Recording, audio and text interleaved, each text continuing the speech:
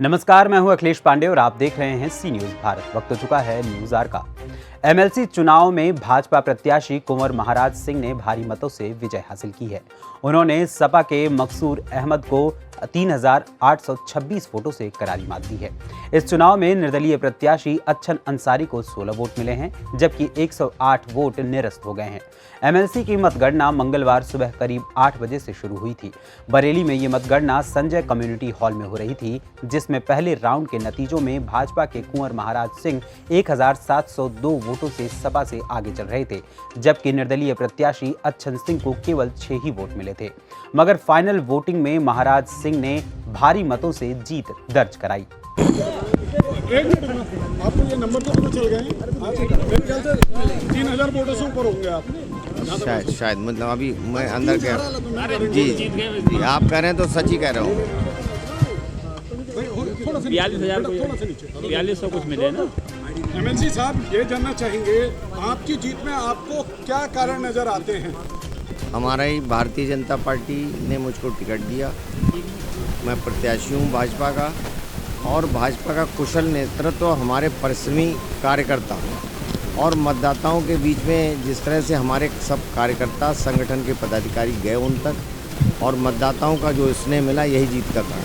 अच्छा, क्या प्राथमिकताएं रहेंगी? आप एमएलसी बन गए हैं, इसके बाद क्या प्राथमिकताएं रहेंगी आपकी जनता के लिए?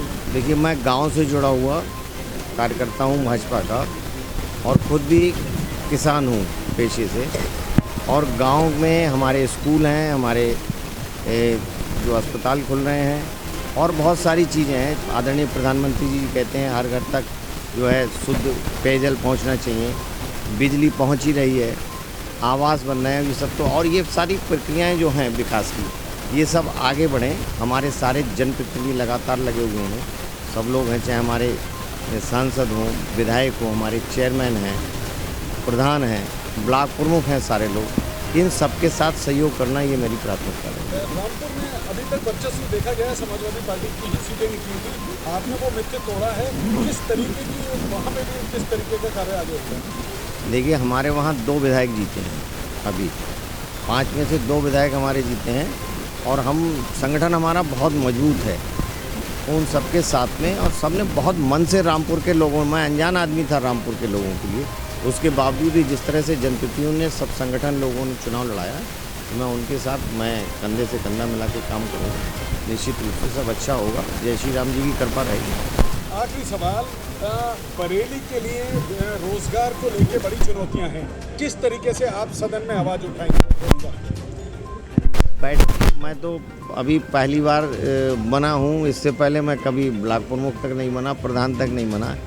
वर्मा जी खड़े हैं, अभी श्याम बिहारी जी, आर्या जी खड़े हुए हैं, इन सब लोगों से, ये लोग 2-2 बार के, इनसे सीखेंगे कि कैसे आवाज़ उठानी चाहिए। ये लोग सिखाएंगे मुझे, सब पढ़े लिखे लोग हैं मुझसे ज़्यादा। सर, ग्रामीण अंचल से आते हैं, ग्रामीण क्षेत्र में पहले बसे हैं, ग्रामीण इलाके में खासतौर से युवाओं के लिए बड़ा प्रॉब्लम आती है शिक्षा के लेकर, रोजगार तक। देखिए, किस तरह से बराबर ये भैया जी, जैसे पिछली सरकार में यहाँ प्राइमरी पाठशालाओं और जूनियर हाई स्कूलों का कायाकल्प करने का काम किया है। 2 साल ये कोरोना में हमारे गुजरे हैं।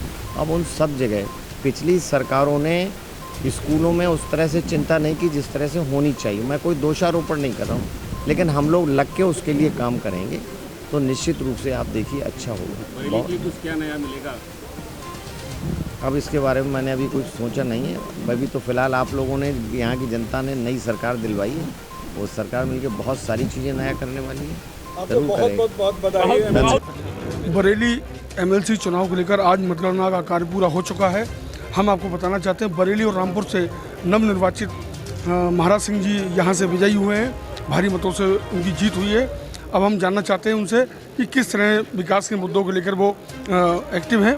महाराज सिंह जी, आज आपने विजय प्राप्त करी है जी, आगे क्या आपकी योजनाएं हैं, किस तरह का विकास? और ये भारतीय जनता पार्टी के कार्यकर्ताओं की विजय है, और जो सरकार की योजनाएं ऊपर से आती हैं, चाहे वो केंद्र की हो या प्रदेश की हो, उन सबको ही अगर हम ठीक तरह से नीचे तक लागू करवा सकें, इसमें अधिकारियों के सहयोग की भी ज़रूरत पड़ेगी। हमारे संगठन के लोग लगातार निरंतर बूथ तक जाते हैं, तो उन सबके सहयोग से उन योजनाओं को नीचे तक जाएं और जो सुविधाएं दे रही है सरकार वो सब लोगों को सुविधाएं मिलें और मिल भी रही हैं लगातार, ऐसा नहीं कि नहीं मिल रही हैं। लेकिन हम सब लोग इतने सारे जनप्रतिनिधि भाजपा के हैं बरेली और रामपुर में, दोनों जगह हमारे जिला पंचायत के अध्यक्ष हैं, यहाँ हमारे मेयर भी हैं, विधायक हैं, सांसद सब लोग हैं, चेयरमैन हैं, सब लोगों के साथ मिलकर काम करेंगे और विकास की गति बढ़ेगी देश में। लेकिन बहुत सी चीज़ों में देखा गया है ग्रामीण अंचल क्षेत्र में बहुत सी योजनाएं सरकार की ऐसी जो हैं